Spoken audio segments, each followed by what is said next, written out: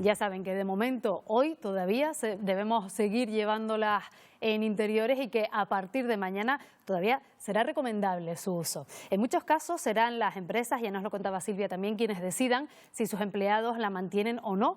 Lo harán los servicios de prevención y además será en base a determinados criterios que vamos a intentar conocer con nuestro siguiente invitado, el Heriberto Galván, director del Instituto Canario de Seguridad Laboral. Buenos días, señor Galván. Buenos días. Bueno, ¿nos podría contar cuáles son esos criterios que van a seguir las empresas? ¿Ustedes asesoran a las empresas precisamente para llevar a cabo una adecuada salud laboral? Sí, vamos, en primer lugar, es un Real Decreto que han anunciado que va a salir y eso significa que hay mucha parte del Real Decreto que no conocemos. Lo que sabemos es que en el ámbito laboral se le indica que los servicios de prevención asesoren a las empresas de las medidas de protección frente a la COVID que se deban de llevar, es decir, la mascarilla.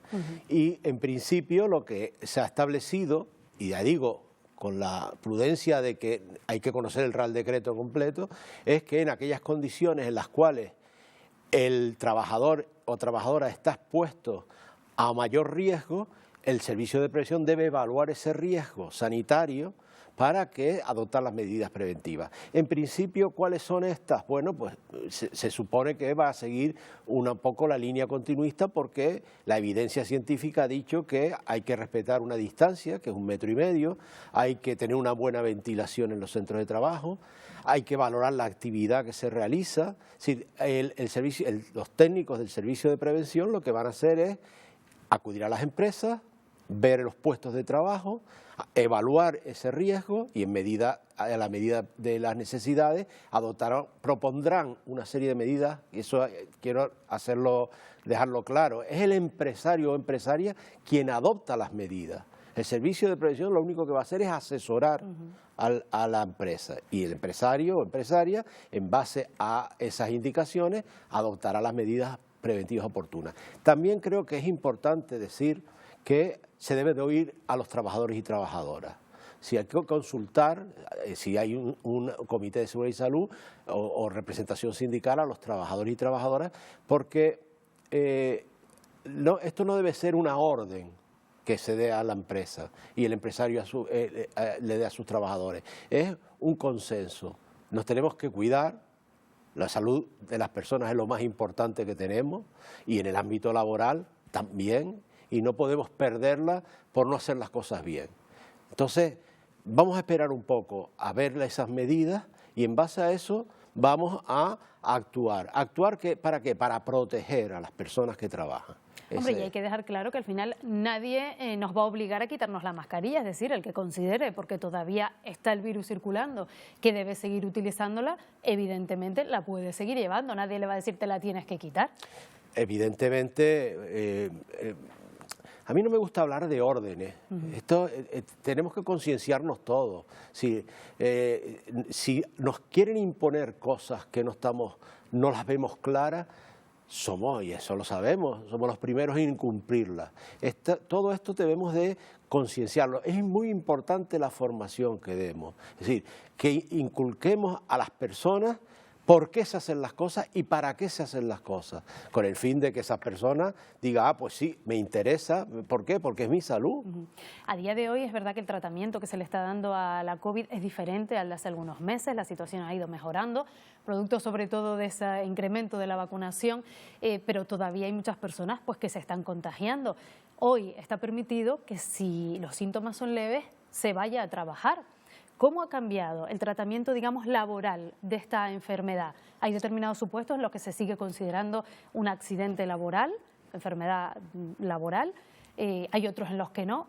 ¿Debe notificarse el positivo? ¿Debe notificarlo el trabajador?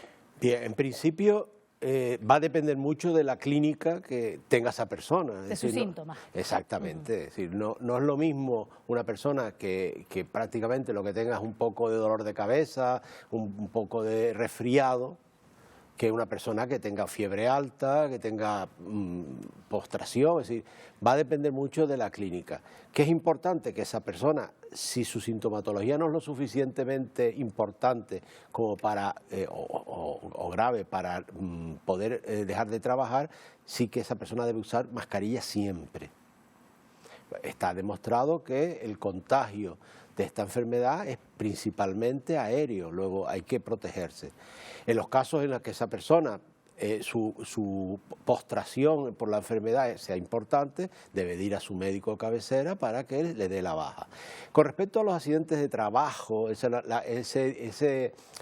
notificación que se empezó a hacer, es decir, la persona iba al principio de baja por COVID y se ha confundido un poco con el tema de los accidentes de trabajo. Los accidentes de trabajo, cuando se consideraban el COVID accidente de trabajo, eran en los sectores sanitarios, sociosanitarios, donde el virus lo que estaba como consecuencia del contagio con las personas que venían enfermas. Que puede ser consecuencia de nuestra actividad profesional. Exacto. ¿No? Entonces, ahí en esos casos sí fue accidente de trabajo. El resto fueron enfermedad común, normal y corriente. ¿Y se han encontrado ustedes, ya para finalizar, muchos incumplimientos durante la pandemia a la hora de llevar a cabo inspecciones y demás? ¿Las empresas han sido cumplidoras o no? Las empresas, vamos a ver, una empresa, como todo en esta vida, tiene que ser rentable y intenta cuidar a su personal.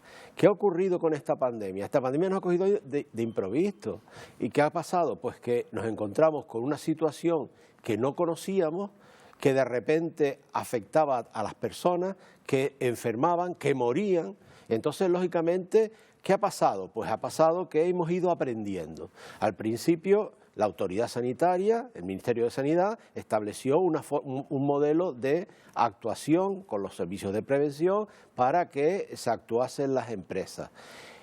¿Qué ocurría? Que los servicios de prevención se vieron desbordados. Dese cuenta que aquí en Canarias, por ejemplo, más del 85% son microempresas.